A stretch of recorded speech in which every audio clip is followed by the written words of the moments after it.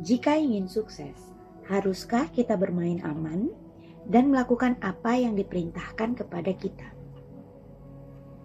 Apakah bermain aman sesuai aturan akan ada manfaatnya? Pemahaman dari para lulusan terbaik, orang-orang yang tidak merasakan nyeri, dan seorang pemain piano yang berbakat. Aislinn Blocker tidak merasakan nyeri. Malah sebenarnya dia tidak pernah merasa nyeri. Bagi orang awam, dia adalah gadis remaja yang normal. Tetapi karena ia tidak memiliki gen SCN9A, sarafnya tidak terbentuk sebagaimana saraf kita. Sinyal-sinyal nyeri tidak bisa mencapai otaknya. Sepertinya ini adalah karunia besar. Tapi tunggu, hasil pencarian ketidakpekaan bawaan terhadap nyeri dari Wikipedia hanya menyatakan ini adalah sebuah kondisi yang sangat berbahaya. Dane Inouye menulis, ketika masih kecil, sebagian besar anak ingin menjadi superhero. Pasien Shipa bisa dianggap Superman karena mereka tidak merasakan nyeri ragawi. Tetapi ironisnya, apa yang memberi kekuatan super kepada mereka juga merupakan kryptonite mereka. Seperti yang dikisahkan dalam sebuah artikel di New York Times yang ditulis oleh Justin Hackett. Orang tua Aislinn mengetahui pergelangan kaki putrinya patah terlebih dahulu daripada anak itu sendiri. Dan itu 2 hari setelah kejadian. Karen Kent, seorang perempuan lain yang memiliki kelainan ini, mengalami patah tulang pinggul ketika melahirkan anak perempuan pertamanya. Tapi tidak menyadari selama berminggu-minggu sampai ia kesulitan berjalan karena pinggulnya kaku.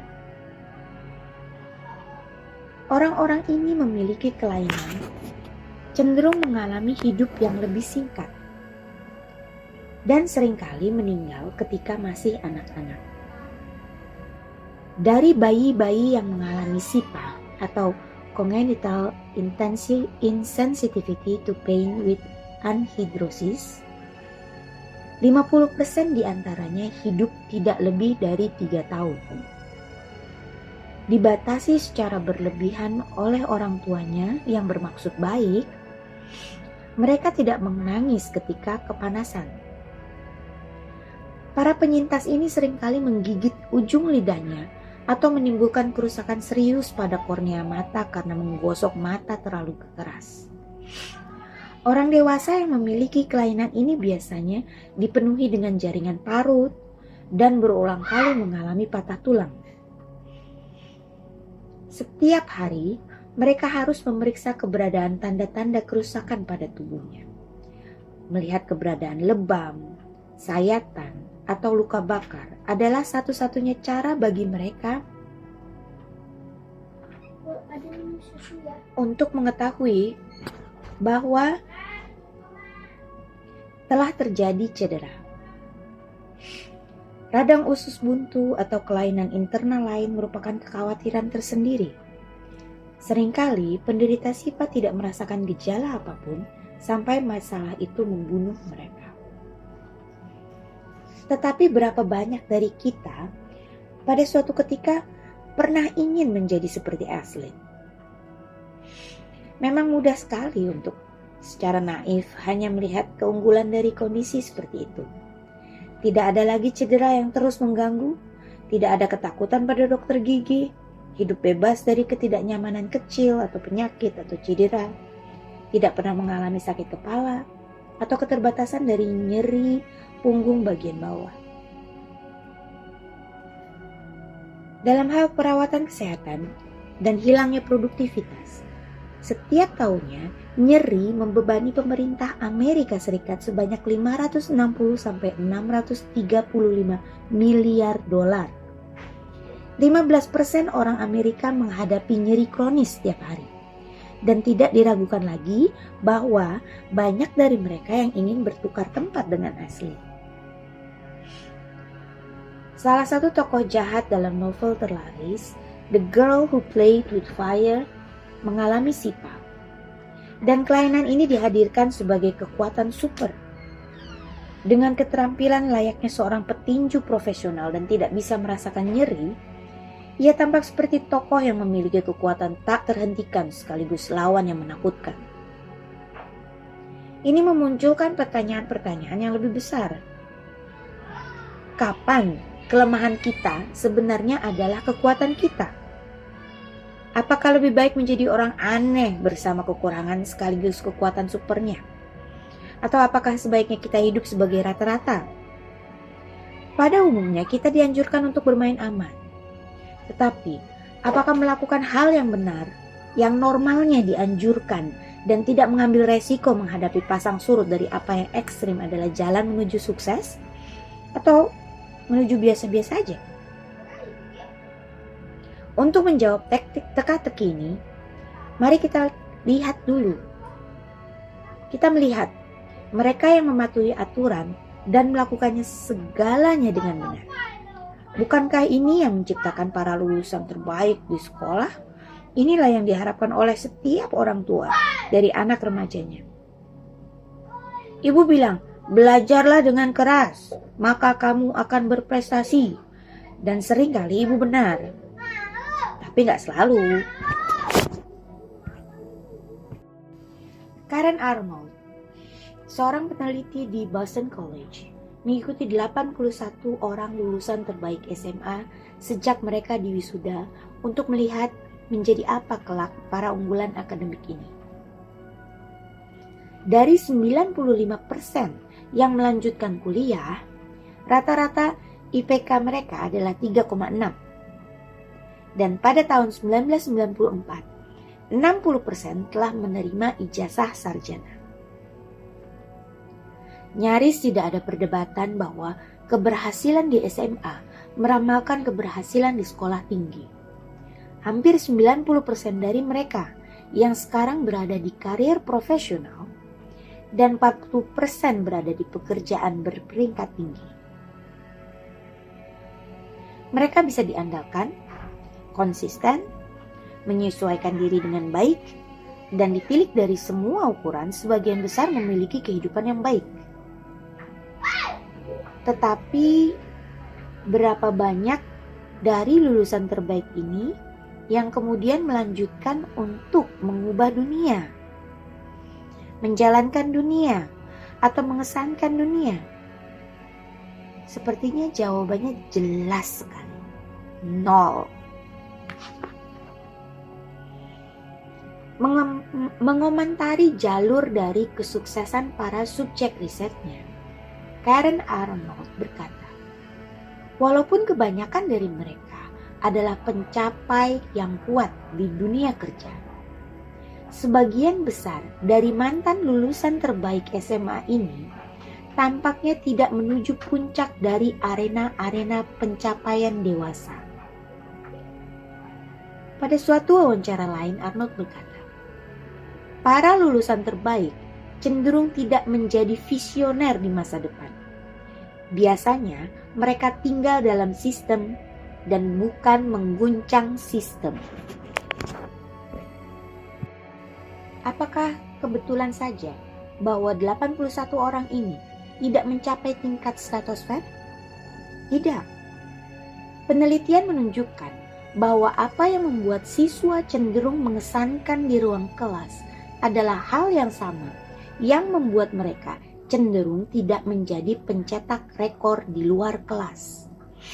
Jadi, mengapa orang-orang nomor 1 di sekolah jarang menjadi orang nomor 1 di kehidupan nyata? Ada 2 sebab. Pertama, sekolah menghadiahi siswa yang secara konsisten melakukan apa yang diperintahkan kepada mereka. Nilai akademis hanya memiliki sedikit korelasi dengan tingkat kecerdasan. Tes-tes standar lebih bagus dalam mengukur IQ. Tetapi nilai akademis adalah peramal yang sangat bagus untuk kedisiplinan, kesungguhan, dan kemampuan untuk mematuhi aturan. Dalam suatu wawancara, Arnold berkata, Pada dasarnya kita menghadiahi kepatuhan dan kemauan untuk mengikuti sistem. Banyak dari lulusan terbaik mengakui bahwa mereka bukanlah yang tercerdas di kelas. Mereka hanyalah pekerja terkeras.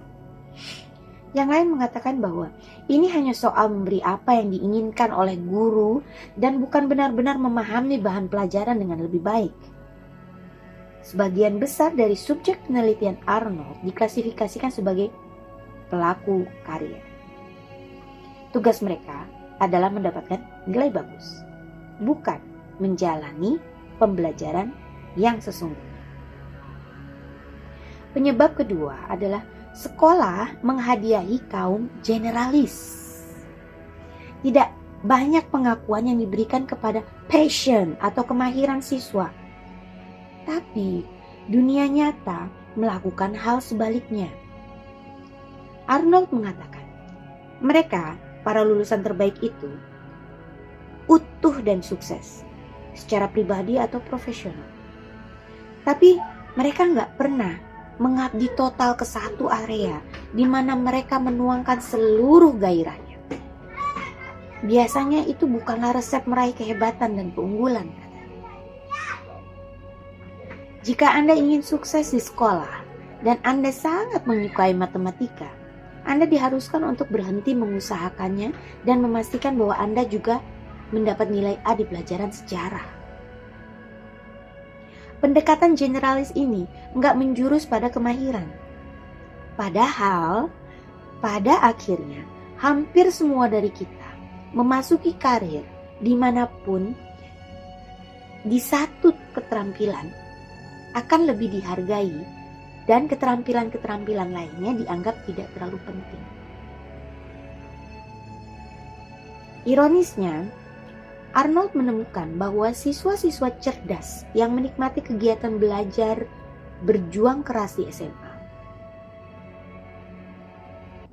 Mereka memiliki passion yang ingin mereka fokuskan. Mereka berminat mencapai penguasaan materi dan merasa bahwa struktur sekolah menghambat mereka. Sementara itu, para lulusan terbaik sangat pragmatis. Mereka mengikuti aturan dan lebih menghargai nilai A daripada keterampilan serta pemahaman yang mendalam. Sekolah memiliki aturan yang jelas, sedangkan hidup seringkali tidak memiliki aturan yang jelas.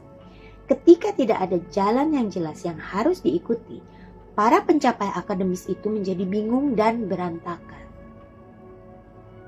Penelitian Sean Acker di Harvard menunjukkan bahwa nilai akademis tidak lebih akurat dalam meramalkan kesuksesan dalam kehidupan dibandingkan tindakan melempar dadu. Sebuah kajian pada lebih dari 700 jutawan Amerika menunjukkan bahwa rata-rata indeks prestasi kumulatif mereka itu 2,9. Mengikuti aturan tidaklah menciptakan kesuksesan. Ia hanya menghapus ekstremis, ekstrim bagus dan ekstrim buruk. Meskipun mengikuti aturan adalah sesuatu yang baik, yang akan menyingkirkan resiko buruk, tapi seringkali juga menyingkirkan pencapaian yang mengguncang dunia.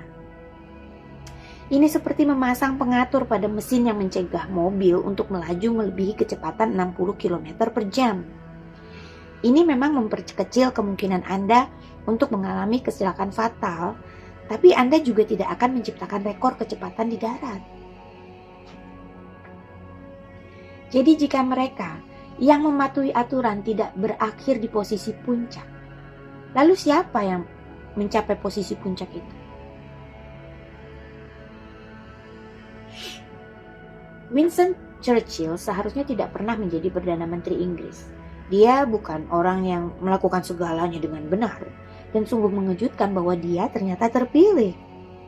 Orang-orang yang seangkatannya tahu bahwa dia cemerlang, tapi dia juga meriam paranoia rusak yang sangat sulit untuk dihadapi.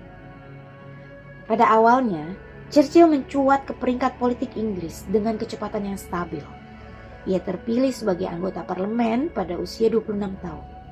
Lalu akhirnya dianggap memiliki kekurangan dan tidak cocok untuk jabatan tertinggi. Pada 1930-an, karirnya dianggap berakhir. Dalam banyak hal ia adalah kebalikan dari Neville Chamberlain. seorang pemimpin yang telah melakukan segalanya dengan benar dan prototipe dari Perdana Menteri Inggris. Inggris tidak sembarangan dalam memilih pemimpinnya. Sebuah ulasan terhadap para Perdana Menteri menunjukkan bahwa pada umumnya mereka lebih tua dan sudah lebih tercermati dibandingkan para pemimpin Amerika. John Major naik ke tampuk kekuasaan dengan lebih cepat dibandingkan hampir semua pemimpin Inggris lainnya, tapi masih lebih siap untuk peran itu dibandingkan sebagian besar Presiden Amerika Serikat. Churchill adalah orang yang eksentrik. Dia bukan sekedar mencintai negaranya. Dia menunjukkan paranoia yang jelas terhadap semua kemungkinan ancaman terhadap negaranya. Ia bahkan memandang Gandhi sebagai bahaya dan sangat menentang pemberontakan damai di India. Ia adalah Chicken Little of Great Britain yang terus menentang semua perlawanan kepada negaranya. Perlawanan besar, kecil, atau yang hanya ia bayangkan sendiri. Tapi kualitas buruk ini adalah kunci dari mengapa ia menjadi salah satu pemimpin yang paling dihormati dalam sejarah dunia. Chicken Little ini adalah satu-satunya orang yang menganggap Hitler sebagai ancaman. Di sisi lain, Chamberlain menganggap Hitler sebagai seorang pria yang bisa diandalkan ketika sudah mengucap janjinya. Pemimpin Inggris yang sudah tersihir itu yakin bahwa perdamaian adalah satu-satunya cara untuk menaklukkan Nazi.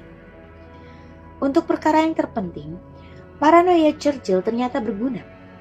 Ia tidak percaya bahwa pelaku perundungan di halaman sekolah akan membiarkan murid-murid lain dalam damai jika mereka memberi uang makan siang untuknya. Churchill tahu bahwa mereka perlu meruntuhkan orang itu. Fanatisme Churchill yang nyaris menghancurkan karirnya saat dini adalah apa yang dibutuhkan oleh Inggris dalam memasuki Perang Dunia Kedua. Dan untungnya rakyat Inggris menyadarinya sebelum terlambat.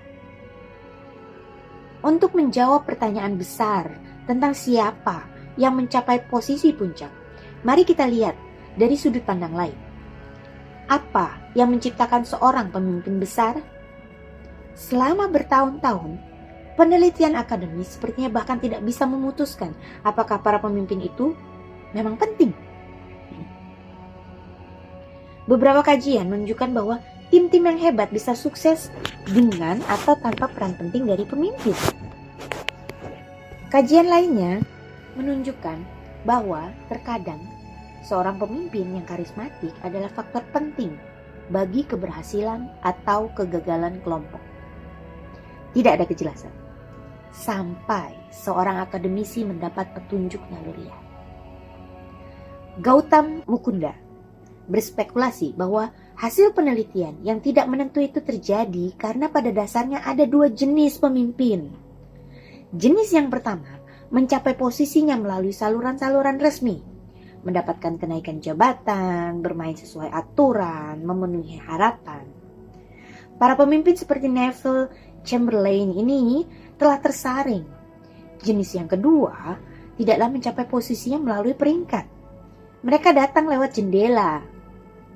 Wirausahawan yang tidak menunggu orang lain untuk menaikkan jabatannya, para wakil presiden Amerika Serikat yang tanpa diduga diserahi jabatan kepresidenan, seperti yang membuat terpilihnya Abraham Lincoln. Kelompok ini tidak tersaring. Pada saat para calon yang telah tersaring itu maju untuk posisi puncak, mereka telah begitu tercermati sehingga mereka bisa diandalkan untuk membuat keputusan-keputusan standar yang secara tradisional bisa diterima. Secara efektif, mereka tidak bisa dibedakan satu sama lain. Dan ini sebabnya banyak penelitian menunjukkan efek yang kecil dari pemimpin. Akan tetapi, para calon yang tidak tersaring belum pernah dicermati oleh sistem dan tidak bisa diandalkan untuk membuat keputusan-keputusan yang tanda kutip bisa disetujui. Mereka melakukan hal-hal yang tak terduga. Mereka memiliki latar belakang yang berbeda dan seringkali tidak bisa diprediksi. Tapi mereka mendatangkan perubahan dan menciptakan perbedaan. Seringkali perubahan itu negatif karena mereka tidak bermain sesuai aturan. Seringkali mereka meruntuhkan lembaga-lembaga yang dipimpinnya. Tetapi sebagian kecil pemimpin yang tidak tersaring ini menciptakan perubahan, membuang kepercayaan yang keliru dan konsistensi yang bodoh dari organisasi-organisasi, dan mengubah organisasi ke arah cakrawala yang lebih baik. Inilah para pemimpin yang dalam penelitian disebut memiliki dampak positif yang sangat besar. Dalam tesis doktoralnya, Mukunda menerapkan teori ini kepada semua presiden Amerika Serikat, mengevaluasi mana pemimpin yang tersaring dan tidak tersaring, dan menentukan apakah mereka pemimpin yang hebat. Dari hasilnya, kita bisa melihat sangat mengejutkan. Teorinya meramalkan dampak presidensial dengan keyakinan statistik yang nyaris tidak pernah ada, yaitu 99%. Para pemimpin yang telah tersaring tidak mengguncang kapal. Para pemimpin yang tidak tersaring tidak bisa menahan diri untuk tidak mengguncang kapal. Seringkali mereka mematahkan berbagai hal, tetapi terkadang yang mereka patahkan adalah hal-hal semacam perbudakan, seperti yang dilakukan oleh Abraham Lincoln. Mukunda mengerti dari pengalamannya sendiri. Tesis doktoralnya yang tidak biasa menjadikannya orang yang tidak biasa di bursa kerja akademis. Meskipun memiliki ijazah dari Harvard dan MIT, ia hanya mendapat 2 wawancara pekerjaan setelah mengirim lebih dari 50 lamaran. Sekolah-sekolah menginginkan profesor konvensional yang bisa mengajar ilmu politik biasa. Mereka menginginkan seorang akademis yang telah tersaring. Pendekatan Mukunda yang berbeda menjadikannya sebagai calon yang tidak disukai dari profesor tradisional. Hanya sekolah-sekolah yang mencari superstar ganjil yang memiliki sumber daya untuk mendukung dewan dosen yang beragam dan utuh yang berminat pada seseorang seperti dia. Harvard Business School memberinya tawaran dan dia menerimanya. Ketika saya bicara dengan Mukunda, dia berkata, perbedaan di antara pemimpin yang baik dan pemimpin yang hebat bukanlah soal lebih. Tanda kutip lebih. Mereka adalah orang-orang yang pada dasarnya berbeda. Jika orang Inggris melihat kegagalan perdamaian dengan Nazi, lalu berkata, ayo kita cari Neville Chamberlain yang lebih baik, mereka akan hancur. Mereka tidak membutuhkan seorang pemimpin yang lebih tersaring lagi. Mereka membutuhkan seseorang yang tidak akan pernah dibukakan pintu oleh sistem. Cara-cara lama tidaklah mempan. Dan menggandakan cara lama hanya akan menciptakan bencana. Untuk melawan orang jahat seperti Hitler, mereka membutuhkan orang eksentrik seperti Churchill. Ketika saya bertanya kepada Mukunda, apa yang membuat para pemimpin yang tidak tersaring menciptakan dampak yang lebih besar? Dia berkata bahwa seringkali mereka memiliki kualitas yang unik yang membuat mereka berbeda.